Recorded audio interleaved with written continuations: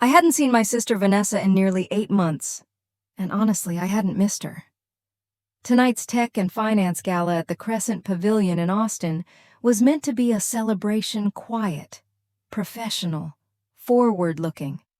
But instead, I found myself gripping the edge of my clutch like it was a lifeline, rehearsing a dozen different responses in my head. I wasn't here as Vanessa's younger sister anymore. I wasn't the aimless girl our parents always worried about, the one who changed majors 3 times and got politely ignored at dinner. I was here as the CEO of NovaPath Technologies. No one in my family knew that. Vanessa certainly didn't. If she had, she wouldn't have posted that condescending status on LinkedIn last week about the importance of having a clear direction in life. Subtlety was never her strength. When Evelyn James, my mentor and the one person who always saw past the mess I used to be, encouraged me to attend this event, I hesitated. I'm not a fan of ballrooms, name tags, or corporate small talk. But she looked me square in the eye and said, "Rachel, the world won't take you seriously unless you show up and own your success." So here I am. NovaPath just closed our Series A funding at $15 million. We've tripled our team in 6 months. And our AI-based financial analysis platform has already caught the attention of some major players, including the one my sister works for. She has no idea. And I have no intention of telling her, at least not yet. Let her laugh. Let her underestimate me. Because the moment her boss introduces me to the room, everything is going to change. Growing up with Vanessa Morgan as my sister meant living in the permanent shade of someone else's spotlight. She was the golden child from the beginning, graceful, eloquent, and terrifyingly ambitious. By age 10, she was winning regional debate competitions. At 15, she was running student government like a miniature CEO.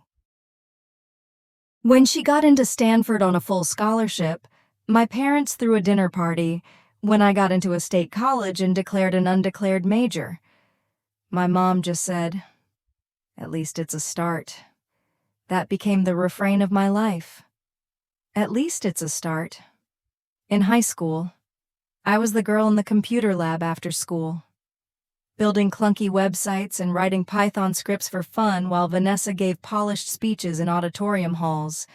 I loved code the way some people loved poetry. It made sense in a world where nothing else did. But our parents didn't see value in it. They saw it as a hobby, not a career path. Real success, in their eyes, looked like Vanessa-tailored blazers, internships at Fortune 500 companies, and PowerPoint presentations with bullet points and buzzwords. I tried to follow her path once. Business major, marketing classes, miserable every step of the way. I dropped out after my 2nd semester. I still remember the way my dad looked at me like I had confirmed every silent fear he never voiced. Vanessa didn't say anything directly. Of course, she didn't need to. Her silence was louder than any judgment could have been. But I wasn't done.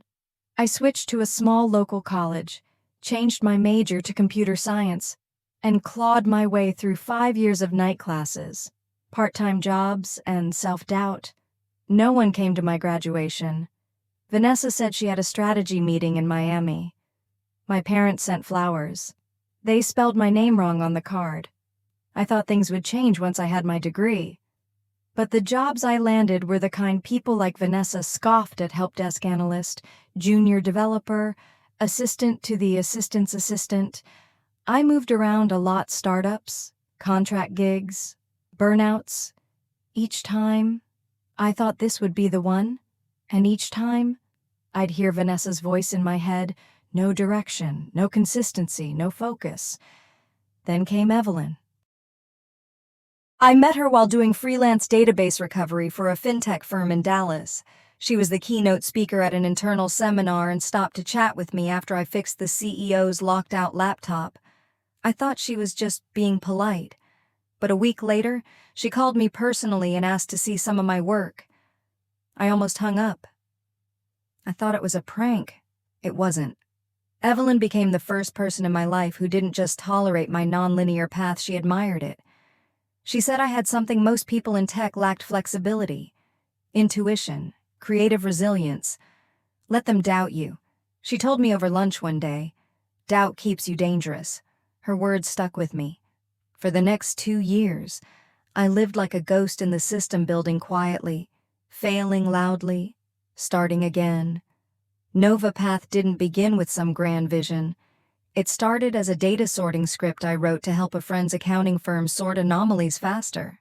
Then another friend used it. Then a client. Then Evelyn called and said, "You've got a product." She helped me get seed funding, introduced me to people who could refine my raw ideas, sat with me through endless pitch meetings where I had to prove I wasn't just some freelancer with a GitHub account and a dream. We built slowly, carefully. And 6 months ago, NovaPath hit traction. Now we're piloting with 2 regional banks and 1 international firm. The Series A round closed 3 weeks ago. I've been on magazine shortlists, but none of that exists in Vanessa's world. To her, I'm still the confused little sister who couldn't hold a job and never really figured life out. And I've let her believe that. It was easier that way. Until tonight. Tonight. Vanessa thinks I'm just another +1 floating around the gala. She doesn't know I'm the keynote speaker's special guest. She doesn't know I'm about to be introduced to her executive team as the CEO of one of the fastest-growing AI startups in the region. And she definitely doesn't know her boss. Mr. Carrington just confirmed a private sit-down with me after cocktails. The irony. She invited our parents to this event. They'll be watching too. Let's see how they react when the girl who was never enough suddenly becomes the one everyone's watching. I spotted her near the champagne tower, laughing like she was on the cover of a business magazine. Vanessa always had that presence, head tilted just right, lips painted in power red, eyes scanning the room without ever seeming like they were. She was talking to 2 men in navy suits, both clearly trying too hard to impress her. She lived for this kind of setting, curated lighting, tailored networking, and surface-level charm that passed for depth in corporate circles. I stayed on the perimeter, sipping sparkling water from a thin glass that fogged slightly under the ballroom chandeliers. My plan was simple: stay low. Let the conversation with Mr. Carrington unfold as scheduled, and only then make my presence known. I didn't come here to make a scene. But of course, scenes have a way of finding you when you're trying not to make one. Rachel. Her voice cut through the hum of the room like the heel of a stiletto on marble. "Is that you?" I turned. Vanessa was already striding toward me, arms outstretched like we were the kind of sisters who called each other every Sunday.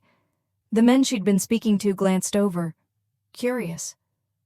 "Wow," she said, offering a cheek for an air kiss. "I didn't expect to see you here." There it was, that slight lilt at the end of her sentence, a tone only someone who'd grown up around her would recognize. Not curiosity, not welcome, just polite confusion veiled in judgment. "Hi, Vanessa," I replied calmly. "Beautiful venue. Right?" She glanced around, like she personally owned the chandeliers. "My firm helped sponsor tonight's gala.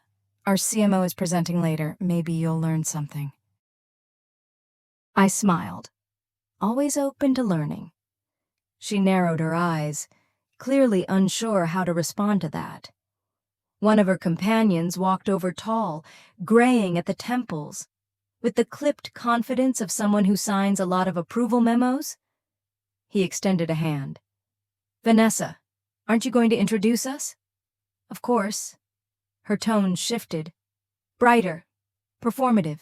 "Mr. Thomas Carrington, this is my little sister Rachel. She's in tech support." I think it wasn't a question. It was a deliberate statement. I shook his hand. "Actually, I'm in data systems and automation, but tech support's not far off." "I guess?" He gave me a polite nod. "Interesting field. Fast-moving." Vanessa jumped back in. "Rachel's always been into computers. Our parents used to worry she'd never talk to real people again." She laughed lightly, then added with a wink, "Though she changes jobs faster than her passwords." I forced a smile. Some of us take longer to find our path. Carrington's expression remained neutral. Nothing wrong with exploration, but I could already feel the temperature drop. He was recalibrating. Vanessa had successfully reframed me at best. A sweet outsider tagging along. At worst, an underqualified sibling fishing for relevance. It would have bothered me once. Now I was just counting the minutes until the reveal. "I'm sure I'll see you around," I said lightly. "I have a meeting with a few folks later tonight." "Oh," Vanessa's voice pitched. "Anyone I know?" I shrugged. "Probably." I left her standing there, confused smile frozen in place, heels sunk slightly into the velvet carpet. As I made my way toward the other end of the ballroom, I passed Monica Hale, our head of product, and gave her a discreet nod. She winked back. She knew the plan. Mr. Carrington and I would be joining the keynote sponsor in the executive lounge after the next round of introductions. There, he'd find out who I was, officially. Not just Vanessa's quirky little sister, but the woman his company was courting for a major partnership. I found a quiet alcove by the balcony and watched the room. Vanessa was already back to entertaining smiling, posing for photos. Her name whispered as one of the rising stars in the firm. She thought this was her stage, but the spotlight was shifting. Not because I took it from her, but because I finally built something that drew its own light, and she had no idea it was coming. The sound of clinking glasses and low corporate laughter swelled behind me as I stood near the marble terrace doors. I wasn't hiding, I was waiting. Timing mattered. If there's anything I've learned in the past year, it's that sometimes silence speaks louder than announcements, and walking into a room as the unexpected authority has far more impact than being introduced as one. Still, part of me braced for impact. Vanessa always knew how to work a room, and I knew she wouldn't stop at one little dig. She had more she always did. And sure enough, it didn't take long. I'd just accepted a small plate of hors d'oeuvres when I heard her voice again. This time louder. Surrounded by a small semicircle of people near the wine display. My sister's sweet, she was saying, her voice syrupy with just enough sting underneath, but she's always been more trial and error. 3 majors in college, half a dozen jobs. She's still figuring it out, bless her heart. A few polite laughs. Someone asked, "What does she do now?" Vanessa gave a little shrug. Something with software. "I think she's always chasing new projects, new titles, new identities." More chuckles. "She's creative, I'll give her that." Vanessa added, "But corporate leadership, no offense, that's not really her space." I exhaled slowly. So this was the play: undermine quietly, then dismiss publicly. She wanted to pre-frame me to everyone as unstable, unserious, unworthy, and they were listening. Vanessa didn't know that 2 of the men standing beside her were from Horizon's potential investor group. She didn't know that the woman across from her, Cynthia Lamb, the VP of Business Development from a competing firm, had already emailed me twice this week to schedule a demo. She also didn't know I had already been approved to take the stage in 30 minutes as one of the emerging leaders in AI application. But she would. I walked away before I could hear more, not because I was hurt, but because I had work to do, backstage. I checked in with the event coordinator, confirmed the mic setup, and reviewed my slides one last time. It was just a 5-minute spotlight segment, part of a lineup showcasing innovative startups, but in a room full of bankers, venture capitalists, and tech executives. 5 minutes was all I needed. I took a breath, steady and full. "You're not here to prove her wrong. You're here to do your job." That was Evelyn's voice in my head. I could practically see her sitting in the front row with her smart gray blazer, nodding slowly like she always did. When my name was called just Rachel Morgan, CEO of NovaPath Technologies, I stepped out into the spotlight. No one clapped harder than Monica. The room was quieter than I expected at first. People looked up from conversations. Some raised eyebrows. A few whispered to their neighbors. I caught Vanessa's silhouette near the wine bar, her head tilting ever so slightly as her smile froze. I clicked to the first slide. I spoke. No apologies. No stories about where I came from. Just data, impact, solutions, real numbers, measurable growth, what NovaPath had built, what we were solving, how we had reduced manual processing time by 62% in just 1 quarter for 2 pilot clients. And then, just for a second, I looked straight at Vanessa. And I said we didn't start with the goal of proving ourselves. We started because no one else was building what needed to exist. And that more than pedigree, more than perfect resumes is what drives real innovation. Polite silence, then applause. Some light, then warmth, then recognition. As I stepped down, the moderator thanked me and announced that a private session with investors and executive partners would begin shortly. I turned away from the stage. Vanessa was no longer at the wine bar, but I had a feeling she wasn't done yet. I had barely stepped off the stage when Mr. Carrington approached, his expression shifting from polite interest to sharp attentiveness. He extended his hand with the kind of professionalism reserved for someone who suddenly realized they'd underestimated you. Impressive presentation. "Ms. Morgan," he said, "you certainly caught the room's attention." "Thank you," I replied, matching his firm handshake. "I appreciate you making time to be here tonight." He gestured toward the far corner of the ballroom where the executive session was being set up, low lighting, sound-dampening partitions, and a semicircle of chairs reserved for closed-door discussions. "Let's sit down before the rest of my team gets pulled into another wine tasting." I followed him toward the seating area, conscious of the eyes starting to follow me. Monica was already there, cool and poised, offering me a discreet nod before sliding over to make room. She handed me a tablet with our updated data packet, our best numbers, our most recent client outcomes, our pipeline. Everything we'd worked for over the past year compressed into neat, compelling pages. The conversation began professionally enough. Carrington asked about scalability, about compliance with newer SEC data standards, about our risk buffers and staffing model. I answered clearly, confidently. I could see his posture shift with each exchange, the way he leaned in just slightly more, the way his tone moved from polite curiosity to sincere interest. And then Vanessa appeared. She strode toward us, still smiling, but with a twitch at the corner of her mouth that betrayed tension. Her voice was light but strained. "Mr. Carrington, there you are. I've been looking everywhere. I didn't realize you had already sat down with Rachel." Carrington didn't stand. He simply gestured to the chair beside him. "Vanessa, perfect timing. Please, join us. Your sister and I were just discussing NovaPath's growth trajectory." Vanessa hesitated for a beat too long, then sat. "Of course, I'm just surprised. I had no idea Rachel was involved in this event." I didn't respond. I watched her carefully. Her eyes darted to Monica, then to the tablet in my hands, then back to Carrington's expression.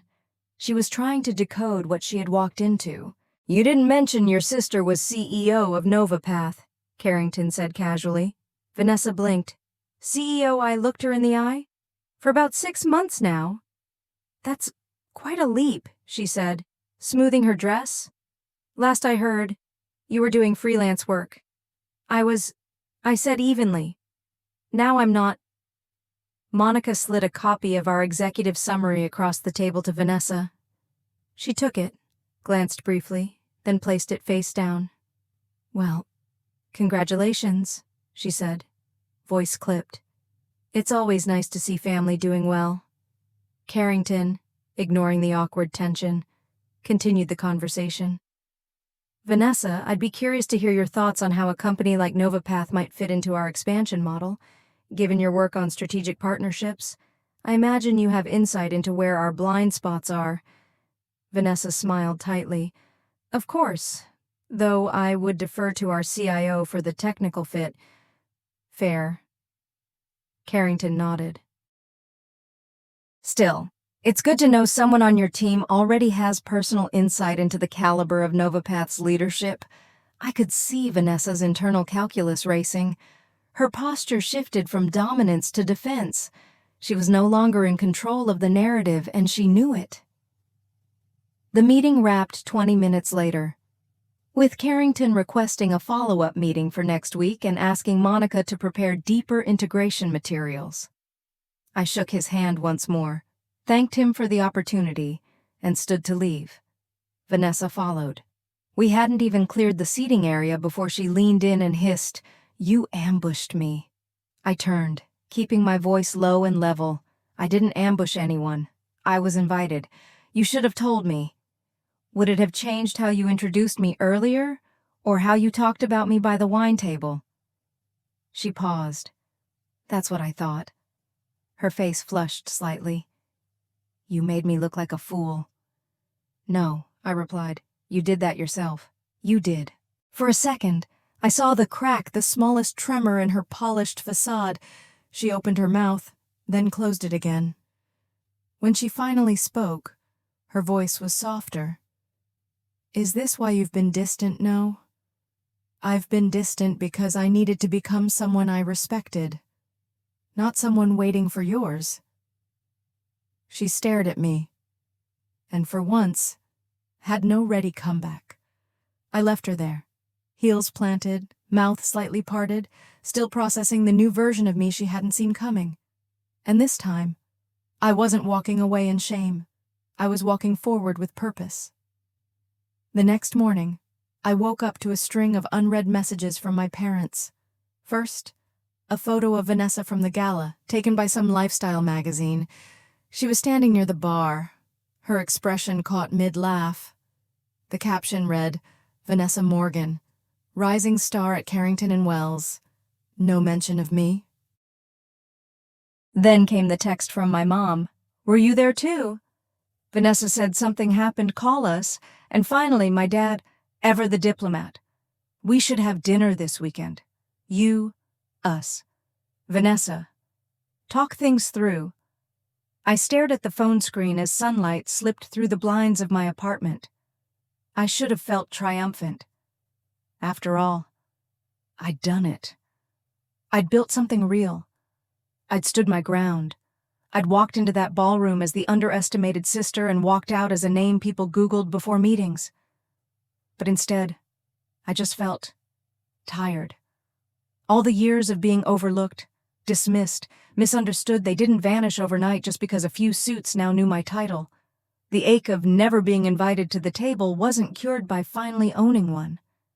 Still, I replied, Sunday dinner works. I'll bring dessert. When I pulled into my parents' driveway 3 days later, Vanessa's Mercedes was already there. Of course, she was early. She always arrived before me, like she was marking territory. I took a deep breath before walking in. The dining room looked exactly as it always had, polished cherry wood table, ornate candle holders no one ever lit, and my mother nervously straightening napkins that had already been folded perfectly. Vanessa was seated on the far end, legs crossed, sipping lemon water. She looked up as I entered, her face unreadable. Hi, sweetheart, my mom said quickly, coming over for a hug. You look very professional. I smiled politely. Thanks. Mom. We all sat down, the clatter of utensils louder than usual. Conversation started with the weather, then moved to work in vague terms. My dad finally cleared his throat. So, quite an evening at the gala. Huh, I nodded. It was, you gave a speech, he added. A man we know from church was there, said it was one of the best talks he'd seen. I glanced at Vanessa. She didn't meet my eyes. My mom leaned forward. Why didn't you tell us? Rachel, 6 months as CEO, we had to hear it from Vanessa after the fact. I wasn't hiding it. I said, I just Needed time. I wanted to prove it to myself first, and to be honest, I wasn't sure you'd understand. My dad frowned. Understand what that success doesn't always look like Vanessa's path. I replied gently, you always celebrated one version of achievement, and I didn't fit into it. Rachel, my mom began. It's not a criticism, I said, keeping my tone calm. It's just the truth. Every time I changed majors, every time I left a job, you didn't ask why, you just asked when I'd settle down. But what looked like instability to you was actually me building something. Vanessa finally spoke. You could have told me too. You know, before that night. I could have. I agreed. But would you have treated me any differently? She didn't answer. My father shifted uncomfortably. Maybe we didn't see the whole picture. No, I said. You saw what you wanted to. Vanessa, the polished one. Me, the fixer-upper. But the truth is, I wasn't lost. I was carving out my own map. For the first time in a long time, no one interrupted me. The silence that followed wasn't tense. It was still, heavy with reflection. I'm proud of what I've built. I continued, not because it's a company, but because it's mine. Every late night, every setback, every failure, it led here. And I don't need validation. I just needed you to stop assuming I was waiting for it. My mom blinked quickly. My dad looked down at his plate. And then, softly, Vanessa said I was wrong. Rachel. I looked up. Surprised. She added, I didn't see it. I didn't want to. I was so busy being the one everyone expected things from. I didn't realize I was treating you like background. I didn't respond right away. That's the thing about childhood patterns. They take years to form and even longer to unravel.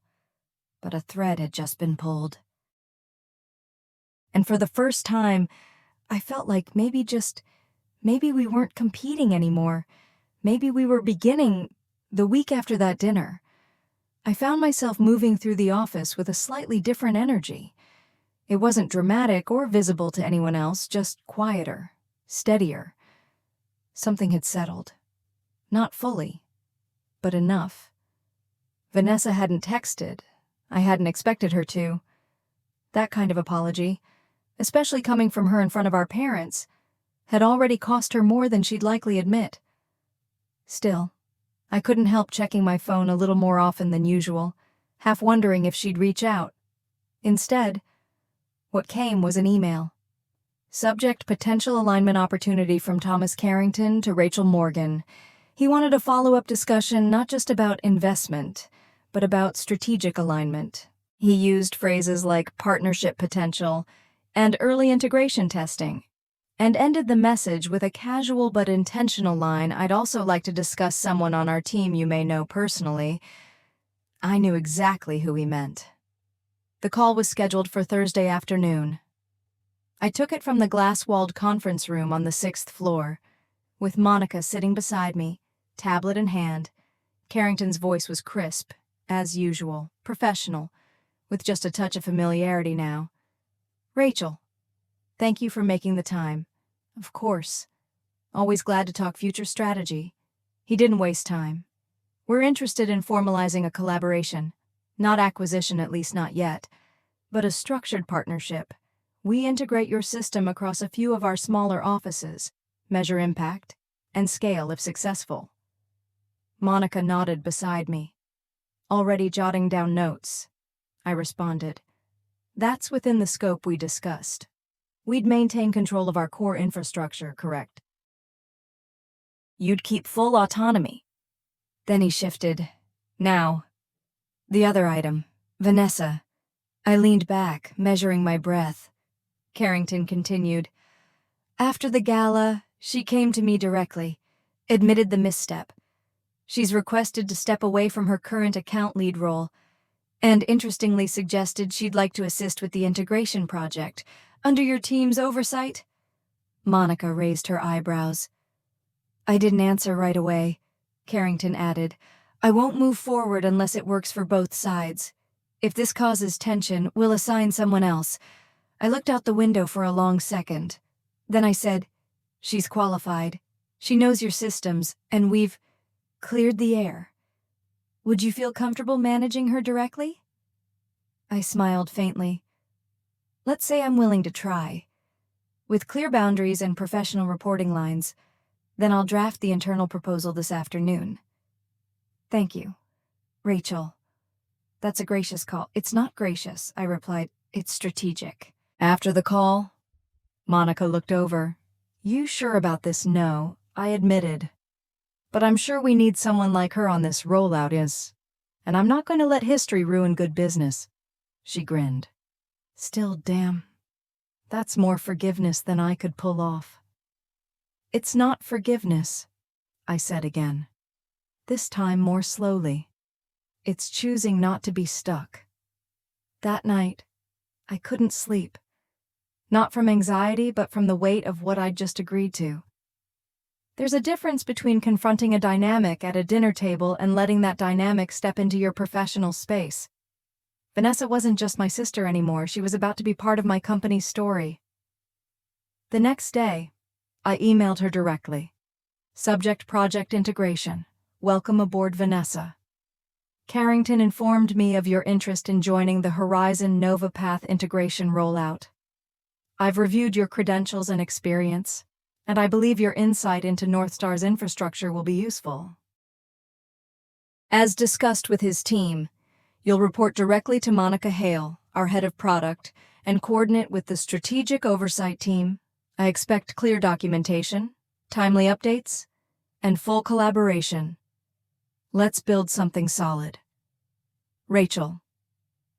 The response came less than 2 hours later. Subject: reproject integration. Welcome aboard. Thanks for the opportunity. I know this can't be easy, but I promise I'm showing up as a professional first, sister second. See you Monday, Vanessa. I stared at her closing line for a long moment. Professional first, sister second. That alone told me this might actually work. It wasn't about pretending the past hadn't happened. It was about making sure the past didn't dictate the future. Monday came with the usual blur of back-to-back meetings, data reviews, and quiet Slack messages flying in faster than I could process. But under the current of tasks and priorities, something new buzzed faintly beneath the surface. Vanessa was in the building. Technically, she wasn't even on my floor. Monica had set up her workspace on the operations level, 2 floors down, close to the integration engineers and product leads. But still, her presence hung in the air, like a ripple that hadn't yet settled. The first time I saw her that morning was by the espresso bar in the atrium. She was dressed in a dark forest green blouse and a soft gray blazer, less flashy than usual, almost intentional. She looked up when she saw me, and for the briefest second, her face seemed unsure. "Morning," she said. "Hey," I replied. "Settling in okay?" She nodded. "Everyone's been welcoming. Monica runs a tight ship." I smiled. "That's why she's here." There was an awkward pause, not tense, just cautious. I reviewed the onboarding docs. I didn't realize how much ground you'd covered already. It's been a busy year." Vanessa glanced down, then back up. "You really built something solid. Thanks." And that was it. No small talk, no lingering questions. Just 2 women, once sisters defined by comparison, now co-workers on the edge of something new. We parted with a polite nod, both returning to our respective responsibilities.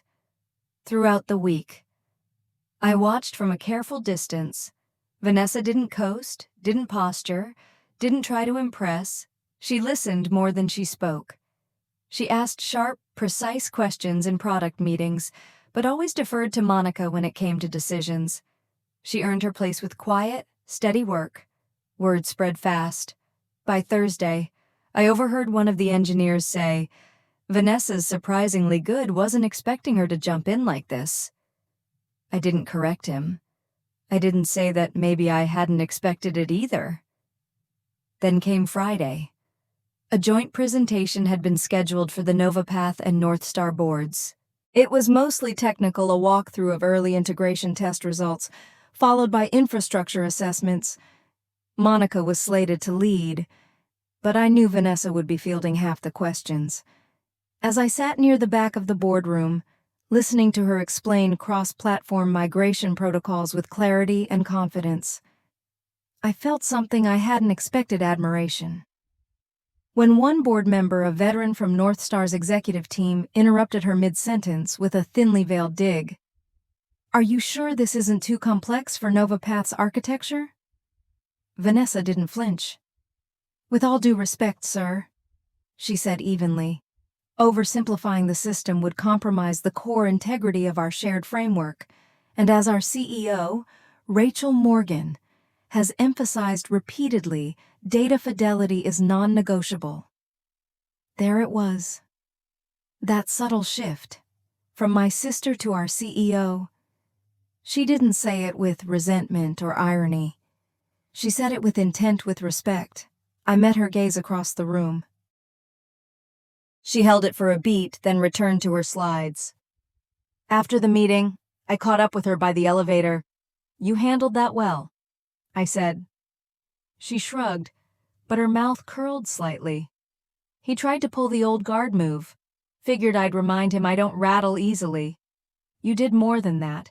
You backed my position publicly." She turned to face me fully. "I meant it. You were right." There was something vulnerable in her eyes, not weakness, but honesty. "I've learned more in the past 2 weeks than I have in 2 years," she added. "About systems, about teams, about you." I didn't know what to say to that, so I offered the only truth I had. "We've both changed." She nodded slowly. "Feels like we might actually be on the same side now. Different lanes," I said.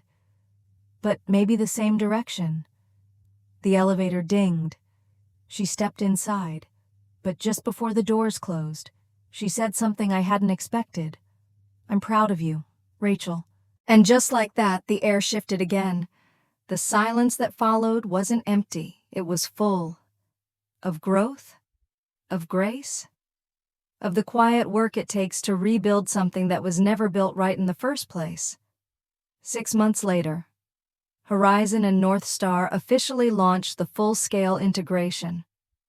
What had started as a quiet pilot now occupied entire whiteboards, dashboards, and planning retreats.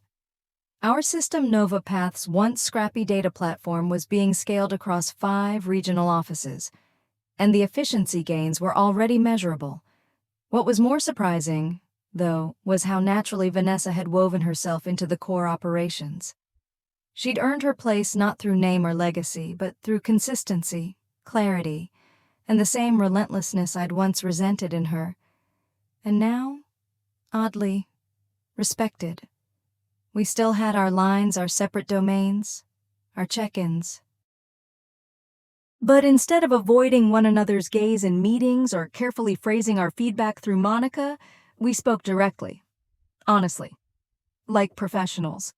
And, on occasion, like sisters. Our parents came to visit the Horizon office in September. They'd heard the public news of the partnership in the papers and asked timidly if they could finally see what we'd built. I gave Monica the day off. Vanessa ordered catering, and we set up a small tour. It was surreal watching my mother stare at our product dashboard as Vanessa explained how real-time data visualization worked. My father leaned in toward one of the engineers and whispered, "She's the CEO. That's my daughter." The same man who once asked why I couldn't just be more like Vanessa was now beaming at a wall of code with my name signed at the bottom. But the biggest moment came after lunch, when Vanessa pulled me aside by the glass hallway overlooking the city. "I've been offered a promotion," she said quietly. "Carrington wants me to head global operations starting next quarter." "That's major," I said, stunned. "Congratulations." "I haven't said yes yet." I blinked. "Why not?" She looked out the window, expression unreadable.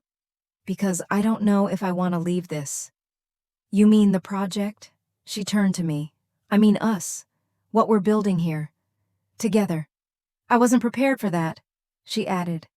We spent so many years pretending to be complete opposites, competing like it was zero-sum. And now, for the first time, we're actually aligned. I don't want to lose that. I nodded slowly. Neither do I. But if this role is right for you, I'll support it. Always. She smiled. I know you will. That's the difference now. That night, I sat alone in my office, the city glowing beneath me. I thought about all the years we wasted quiet wars at dinner, eye rolls at holidays, the unspoken race no one ever acknowledged but both of us kept running. I used to think beating Vanessa meant winning. Now I realize something else entirely. Real victory wasn't about proving her wrong. It was about choosing not to let her opinion define my worth in the first place. The following week, I stood on stage at the Horizon North Star Joint Summit, presenting our next-gen platform to hundreds of attendees. Vanessa introduced me not as her sister, not with a pre-scripted joke, but as one of the most visionary leaders I've ever worked with. She handed me the mic, stepped back, and let me speak. And when I did, it wasn't for applause or approval. It was to lead, after the event. As the room buzzed and conversations spun into new possibilities, Vanessa walked up beside me. I took the promotion. She said, I smiled. Good. But I asked for one condition, that I stay on the Horizon board. As liaison. Really, I asked, surprised. She shrugged. Just in case you still need someone to argue with in the budget meetings. We laughed real, unforced laughter, something rare and new. Later, after the room cleared, I sat with Evelyn James, my mentor, my earliest believer. She was sipping tea, legs crossed, eyes twinkling. You built more than a company, she said softly. You rebuilt a story. I looked at her. Mine? She nodded. Yours, and hers, and maybe even your parents'. I thought for a moment. I used to think stories had to end with winning. I said, now I think maybe the best ones end with understanding. Evelyn smiled. That's because you've become the kind of leader who doesn't just seek power but clarity. As I stepped outside into the evening, the sky over Austin turning a soft gold, I thought of the version of myself who once sat at family dinners, invisible and unsure, who waited for anyone to validate her. She was still part of me, but now she walked beside someone else, someone who no longer needed permission to be seen. It had been nearly a year since the gala. Sometimes it felt like a decade. Other times, like it had just happened last month. Horizon had grown in ways I could never have predicted. We'd opened a second office in Seattle, secured 2 new enterprise contracts, and begun licensing our core system internationally. My days were no longer consumed with proving we belonged. Now they were filled with choosing how we wanted to lead. Vanessa and I still spoke weekly, sometimes about strategy, sometimes about nothing at all. She transitioned into her new global role with remarkable steadiness. Occasionally, when I'd see her on a panel or quoted in a trade journal, I'd smile, not with resentment, with recognition. She was damn good at what she did.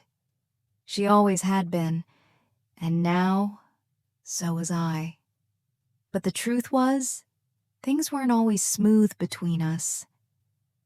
There were awkward pauses during meetings when old habits crept back, moments where she'd dominate a conversation too quickly, or I'd get defensive before she finished a sentence. We still carried history between us, but now we named it. We didn't let it simmer unspoken. We both worked at it. One Thursday afternoon, during a leadership retreat outside Denver, we were seated at opposite ends of a U-shaped table as the facilitator asked a simple but loaded question. What's one belief about yourself you've had to unlearn in order to become a better leader? The room fell silent. I looked down at my notebook, the question echoing in my chest. Vanessa spoke first. I used to believe being the best meant always being right, she said, her voice even but unusually soft.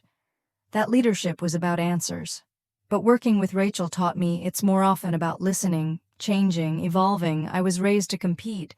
I've had to unlearn that in order to collaborate. A hush settled. I looked up slowly. She met my eyes across the table and didn't look away. I cleared my throat. I used to believe that if I didn't match someone else's definition of success, I didn't deserve a seat at the table. I spent years thinking I had to catch up to her.